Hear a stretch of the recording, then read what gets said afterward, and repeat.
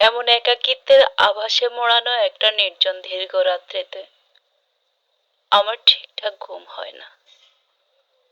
বুকের উপর এত বিশাল যন্ত্রণা বসিয়ে রেখে নিশ্চিন্তে ঘুম না আসাটাই স্বাভাবিক। ইদানিং তোমার প্রতি আমার ভালোবাসাটা যেন আগের তুলনায় কিছুটা বেড়েছে, তাই ঘুমানো গেলে আমার ভয় হয়। চোখ বন্ধ করলে মনে হয় এই বুঝি তুমি আমাকে দুঃস্বপ্নে ডাকছো ধ্বংসের দিকে।